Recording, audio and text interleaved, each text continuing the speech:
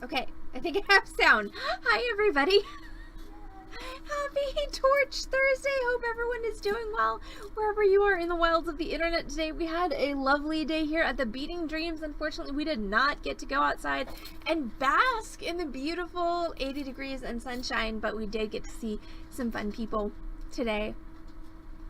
And we were busy at the Beading Dreams. Hi, Megan. So that's always good. Hi to not only Megan, but everyone who said hi during the splash. So Ace, Lori, Corvus, and everyone else, thank you so much for joining us on our Torch Thursday stream today. So today's Torch Thursday project is going to be our Fidget ring ×3, and this is the second time I've taught this class.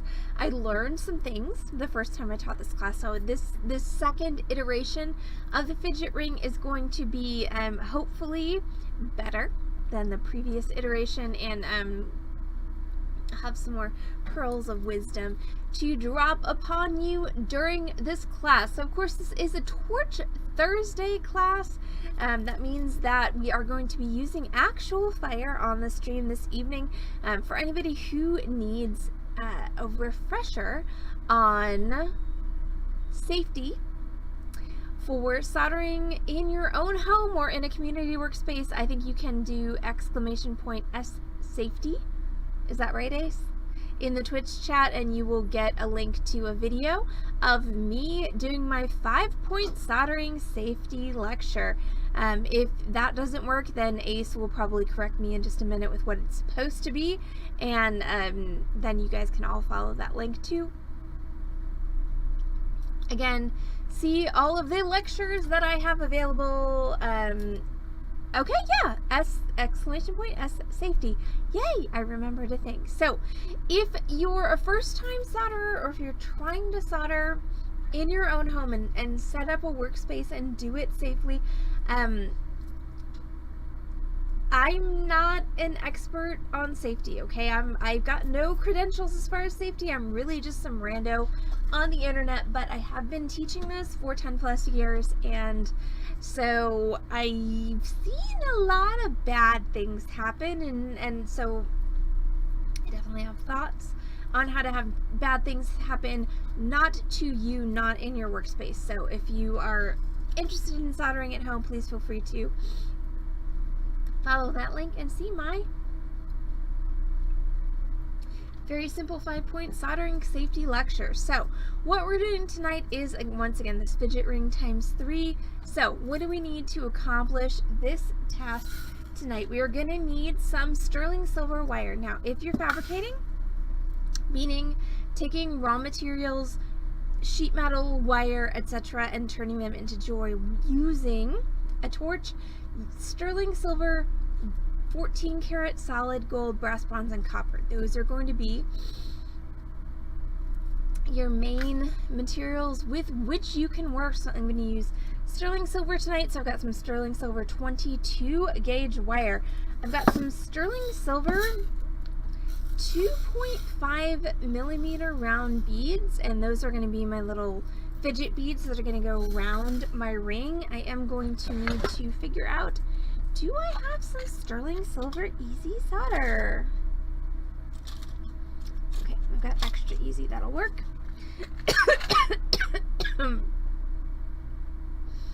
Pardon me. Oh.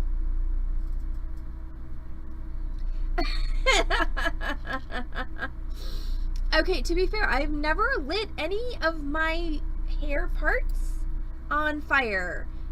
Hair, eyebrows, fake eyelashes, like I've never burned any of these things with a torch. Knock on wood. But, you know, I still have plenty of years left in my career as a fabricator, so you really never know. But as far as like teaching fabrication, the main, okay, again, knock on wood, I've actually never had anybody light their actual self on fire during a soldering tutorial. I sincerely hope that that continues for the rest of my career. The main issues that I have had as far as teaching soldering and unexpected flammable incidents are mostly of times when people had flammable things intruding on their workspace, which is why if you follow the link to the 5-point, yes, exactly, soldering safety lecture, the first point is keep an 8 to 10 inch clear zone around your flame. Because yeah, the only times you've ever actually had fires here at the Beading Dreams, and bear in mind small fires, not big fires, but has been when people have let things like paper towels infringe upon their soldering area. And by infringe, I mean like literally like laying over top of their soldering area, and that, not surprisingly, has led to some fiery incidents. So keep the flammable stuff away from the flame and everything should be good. In addition to my 22 gauge wire and my fidget beads, I'm also going to need some easy or extra easy solder. Extra easy is what I happen to find, so that's what I'm going to use. I'm going to need a ring mandrel to form my rings on. I'm going to need, of course, a torch and a soldering surface because it is a torch class. I'm also going to need a file that has one flat edge, so this is a half round file, which means it has a rounded edge and a flat edge. The flat edge is what I'm going to use this evening. I am going to need my basic wire working hand tools, not my round nose so much as my chain nose and my wire cutters. Flux, we'll talk about that in a minute, what it is and what it does. Pickle's optional in this situation, just depending upon how shiny you want your rings to be. And I'm sure there are, oh, and steel wool. Interesting thing though, steel wool, which we use to polish and buff a lot of our soldered items, is extremely flammable. Like, survivalists keep this on them to help them start fires. So steel wool, super important as far as fabrication goes as a buffing medium, but keep it the hell away from your flame. So I'm gonna go ahead and grab my 22 gauge wire. Now I could decide, hi Smee! How are you, defector to San Antonio? We still love you. Heather still loves you. I'm not sure. I'm sure. Fine, Heather's sure. I'm not. I'm also pretty sure on Alice's behalf, honestly. I don't think they can hear you. Did you mute me? Well, I can't mute you because I'd have to mute me too. Because you're being picked up on my microphone.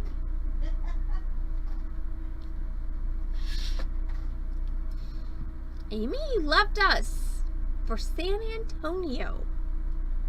Still not sure how I feel about that.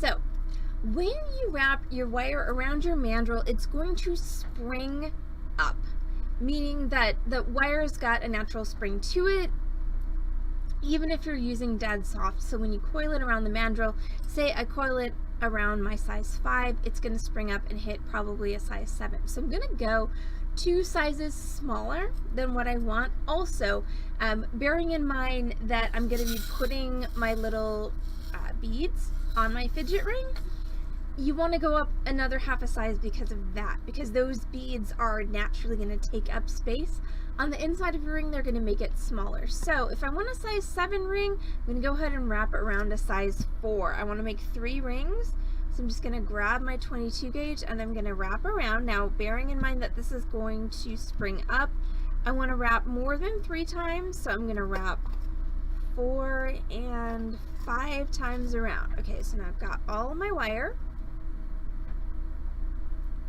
Oh, really, Amy?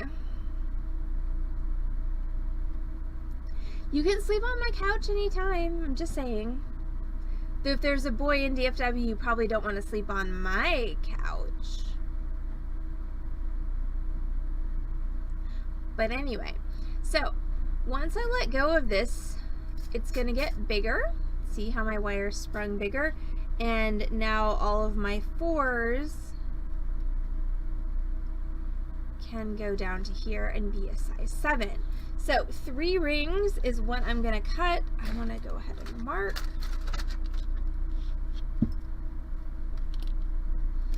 So I'm just going to take my marker and I'm going to mark straight across all of these. That way I know where that size 7 is and I can take it off of my mandrel, not have to worry about it.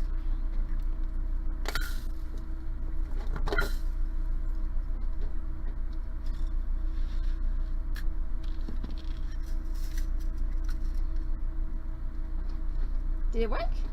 Yay! Steel wool is good for so many things. Carol's the bomb, in case anybody was wondering. What's not, I do. Yeah, no, Carol's amazing. She just used steel wool to get all the water spots off of the front door of Beading Dreams. Wow, it's so good.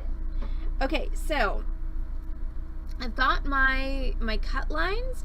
So here's the thing, is we want to make sure that we are using our flush cutters appropriately. So the flat side of the cutter is what cuts flush. So what that means is, if we're talking about this coil right here, okay, this from my mark to the end is the waist. This from my mark here to my next mark here is my ring that I'm cutting. So that means that I want both ends of my actual ring to be cut flush. So I cut flush.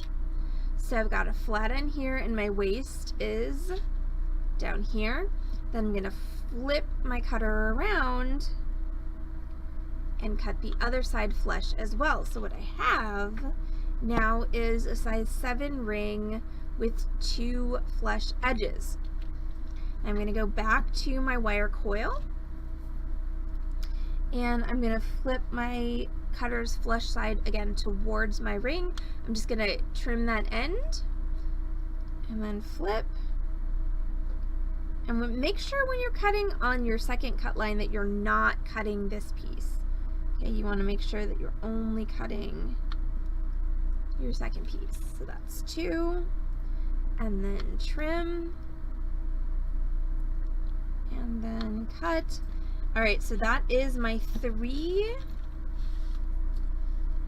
size 7 rings that are gonna turn into my fidget rings. Now, when you cut with a flush cutter, of course, your flush cutter doesn't cut actually flat. It's nominally flush. It's as flush as this particular mechanism can happen, but what a cutter does, flush cutter or not, is it basically pinches your wire. It pinches it down until you get a tiny little piece that'll break off. So what that means is you've got a burr in the middle of each of your pieces of wire that's going to keep your pieces of wire apart. So this is where your flat file comes in, and I'm just going to file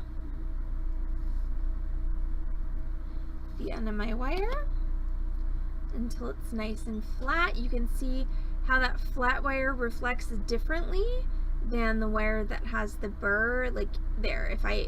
Sorry, and my camera. Whew, I had so much trouble focusing my camera tonight. I have no idea why, but you can see that one's got that little line in the middle, whereas this one that I filed is completely flat. So I'm going to go ahead and flatten my other one. And then I'm going to repeat for my other 2 rings. Now, it's going to be really difficult for me to re-round these rings once I've soldered them, because I'm going to solder the beads onto the rings, which means if I try to re-round these on my mandrel, it's going to be difficult. So I oftentimes will say it doesn't matter so much what shape your ring is in at this point, but in this particular instance, it does. Try and retain the round shape as much as you can for this particular project. I'm happy to see you too, Smee. They'll be happier the first time you visit us in person. It's always a happy day. But I'm glad you're doing well in San Antonio, despite the fact that you're a deserter.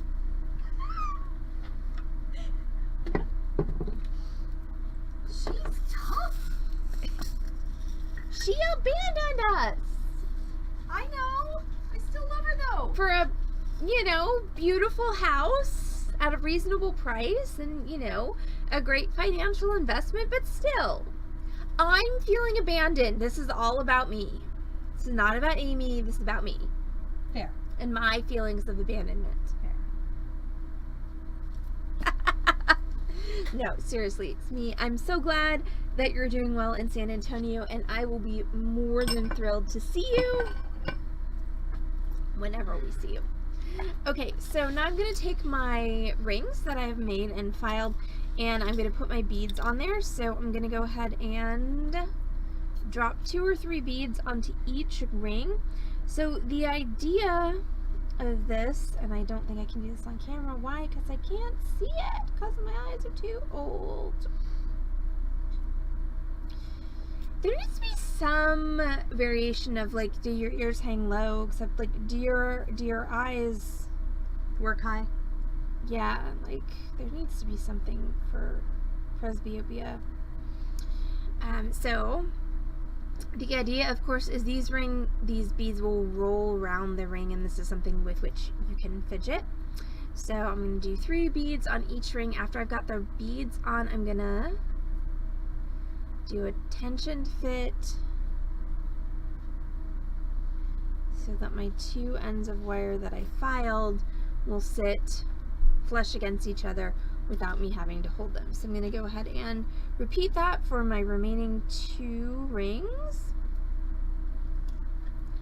Great travel beading weekend to San Antonio. Oh, now that we're coming out of the pandemic, like, because leading bead retreats was something that I was just starting to explore when the pandemic hit and like shut everything down. So that's possibly a revenue stream that I need to continue to explore now that we are hopefully, again, knock on wood, finally coming out of the pandemic.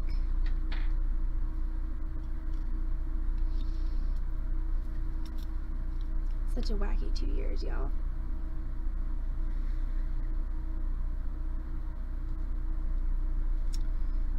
Alright, this last one's gonna have 2 beads. And then 2. Okay, so I'm using sterling silver beads.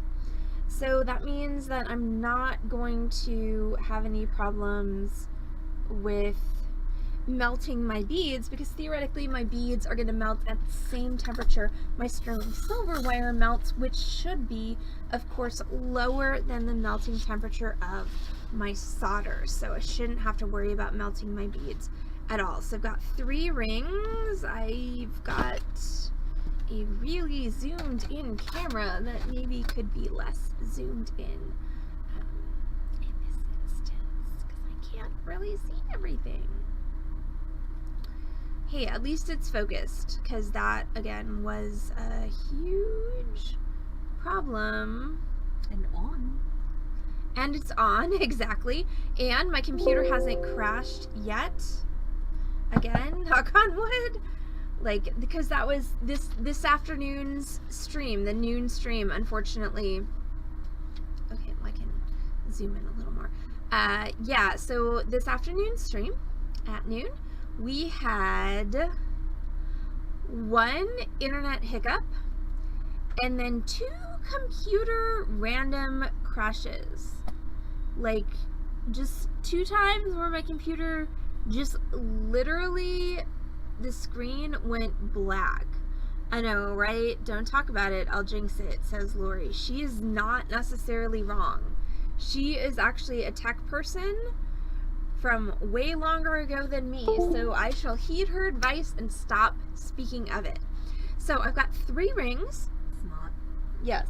I've got 3 rings, 2 with 3 beads, 1 with 2 beads, and I've got 3 joints. So there's a joint there, a joint there, and a joint there. So now I'm going to go ahead and flux those joints. So let's talk for just a second while I'm doing this about what flux is and what it does. So when you hit a metal that's an alloyed metal like sterling silver with a torch, the first thing that's going to happen to your metal is it's going to oxidize, it's going to turn black.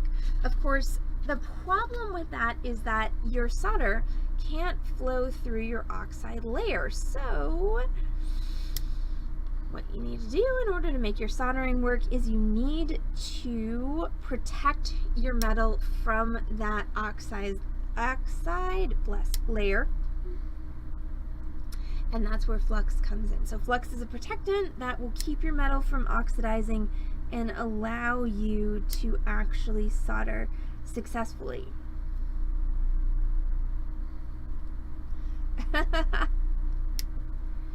So what you're saying is computers are like me when it's a really nice day outside and I still have to go to work.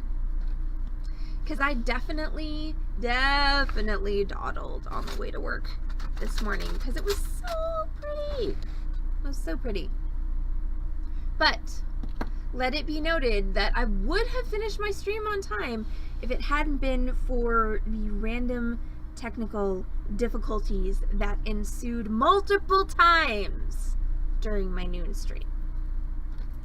Okay, so I've cut myself 3 very small pieces of extra easy sterling silver solder, and what I'm going to do is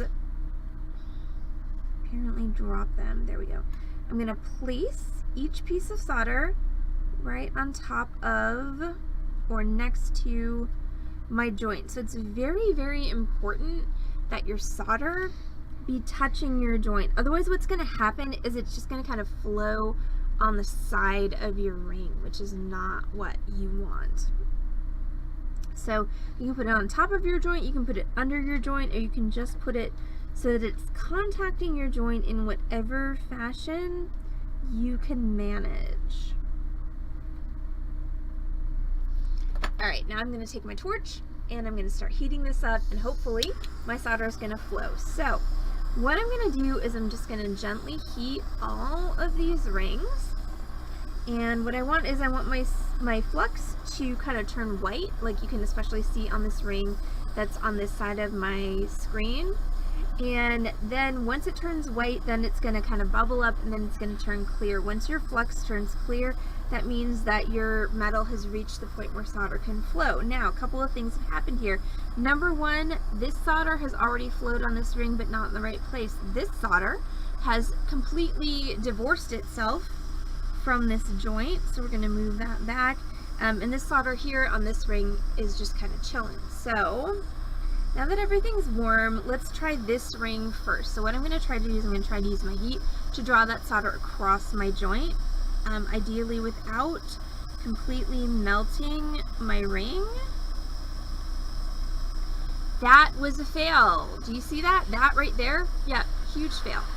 When you know, 15% of your ring just comes apart, that's bad. So, okay, so I failed on one. Let's see if I can succeed on my other two. This solder,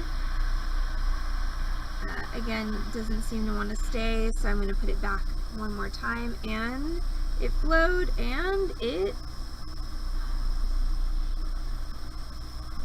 Okay, come on, really? Nope. Wow, I'm having a shitty night. I'm glad you did not work on Sally's. Yeah, me too. Okay, I've got one more chance to redeem myself. So I might make one ring in this tutorial where I'm supposed to do 3. So let's see if we can get that solder to flow and join together.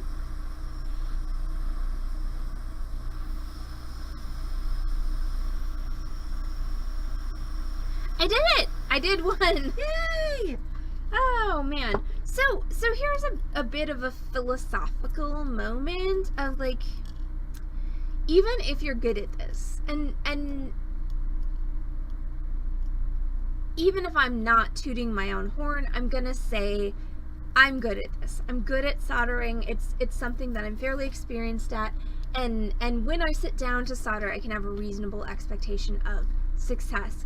Some days are just not good days. Yesterday was not a good day.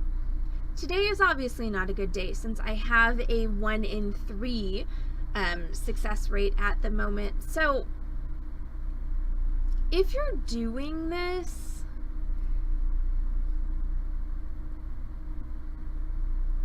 give yourself some grace, give yourself some space to walk away if you need to, because I guarantee you, if you're having a day like I obviously am today, like, walk away from everything and breathe, as Megan said. Oh my god, it's not even soldered together. So yeah, walk away and breathe, and I promise it'll be better tomorrow. But in this case, I'm trying to do a stream.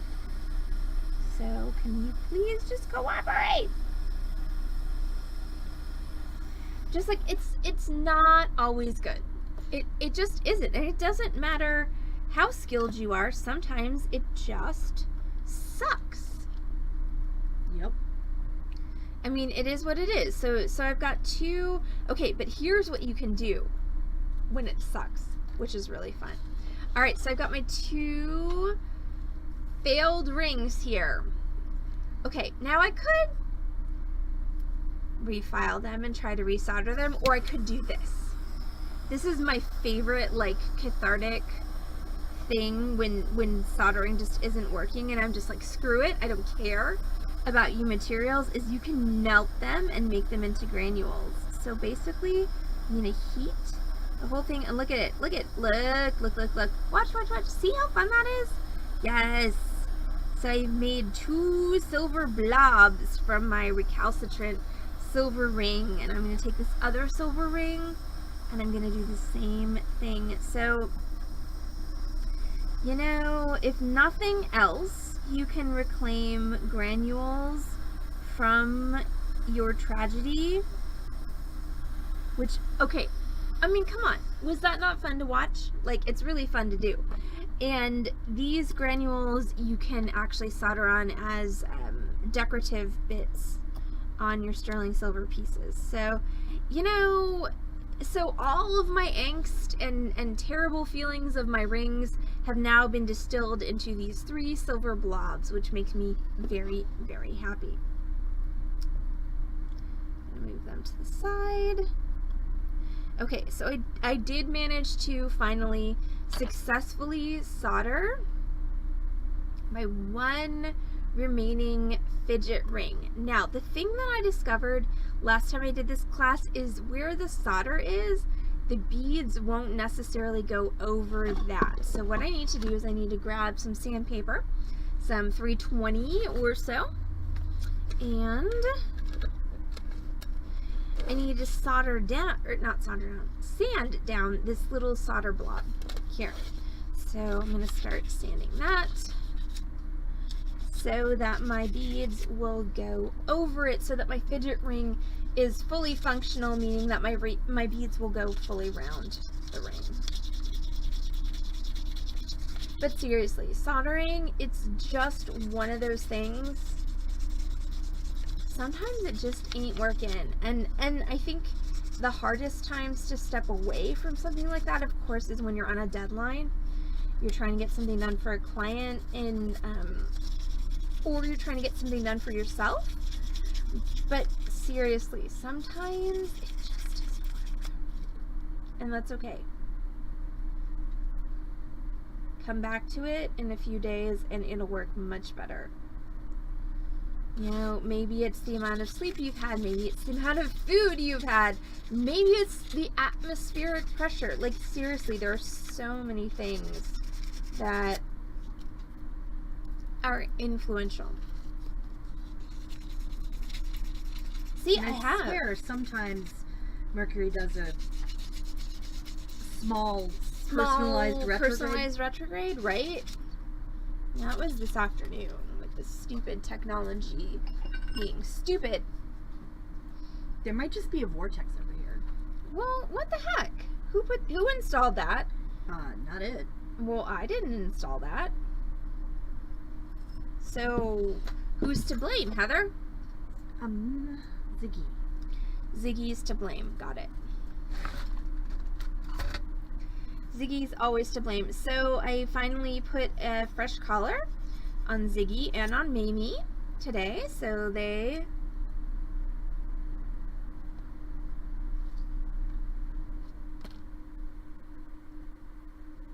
nobody benefits from Mercury, Megan. I think Mercury is a malicious planet. And welcome in, Jacob. And it's true, the work turns out better with patience and time, though as a sometimes OCD artist, like it's difficult. I find it difficult to oh lordy mercy. Nope. Yeah. Nope. I'm not a Virgo, thank God. But you do love some Virgos. I do love some Virgos, it's true. But yeah, it's just difficult sometimes to accept that one doesn't have control over the things that one is doing, and you keep wanting to exercise that control, and yet the universe keeps saying fuck you.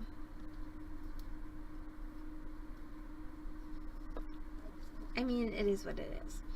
But okay, so what I'm doing now is I'm utilizing my sandpapers and my files to file down that solder bump on my 1 remaining ring.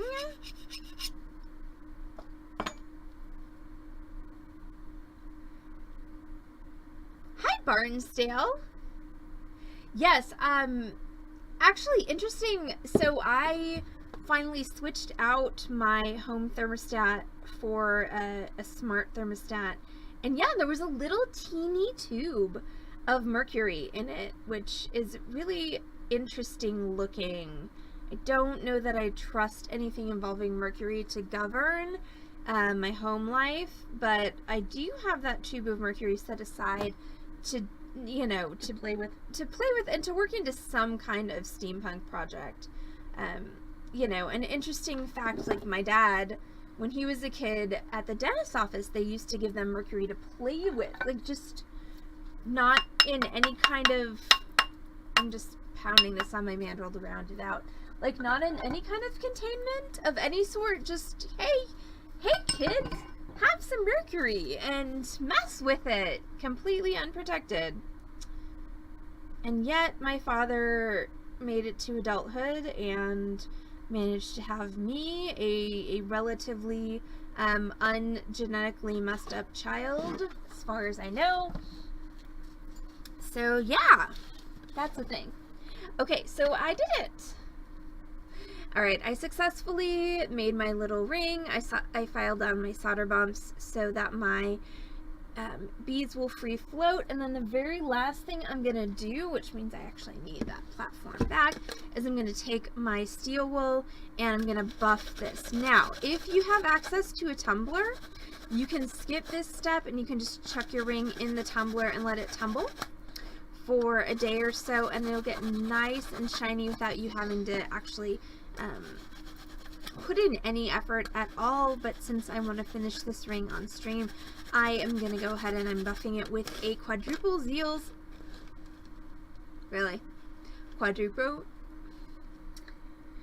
Third time? Quadruple zero steel wool. Yeah. And that's going to give it a nice satiny silver finish.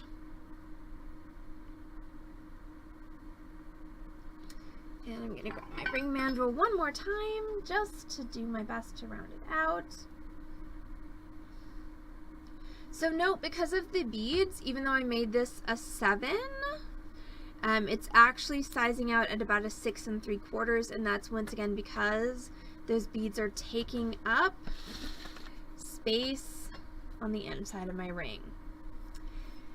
Okay, so instead of being fidget ring times 3, this was fidget ring times 1, but hey, I did it, and I successfully did at least one ring, so thank you all so much for hanging out with us on the Beading Dreams stream. So this is our fidget ring.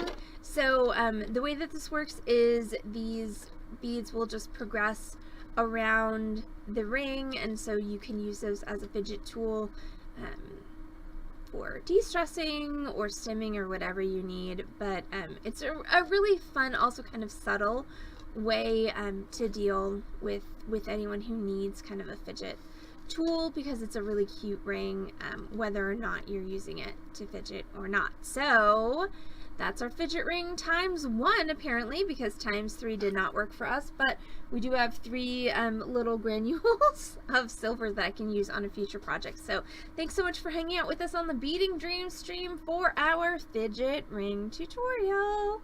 I'm Allison from Beading Dreams in Dallas, Texas. We are an actual brick and mortar retail bead store. We are here on Lovers Lane in Dallas. Okay, so quick question from Megan. Can you use, I'm assuming, gemstone or glass beads instead of metal beads? So the answer is you do have to bear in mind